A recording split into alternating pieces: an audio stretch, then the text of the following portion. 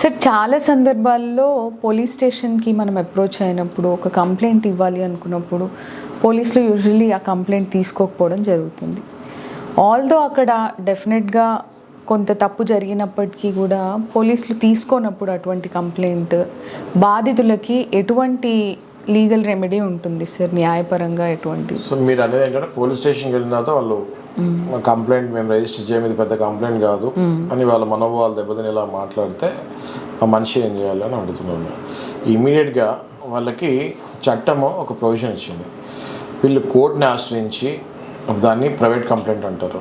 Okay, private complaint ద్వారా వీళ్ళు కోర్టుని ఆశ్రయించి నేను పోలీస్ స్టేషన్కి వెళ్ళాను, నేను ఈ కంప్లైంట్ ఇచ్చాను అని చెప్పి ఏ లెటర్ అయితే రాసి ఇచ్చారో ఆ లెటర్ కూడా చూపించి ఆ లెటర్తో పాటు ఈ అడ్వకేట్ని అప్రోచ్ అయిన తర్వాత అడ్వకేట్ ఆ లెటర్ని కొరియర్ కూడా చేసి దాని అక్నాలజ్మెంట్ కూడా పెడతాం జరుగుతుంది.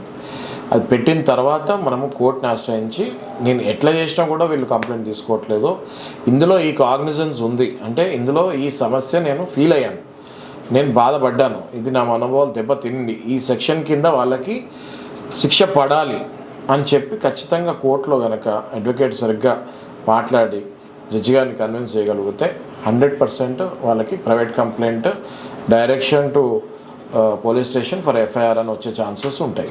Okay sir.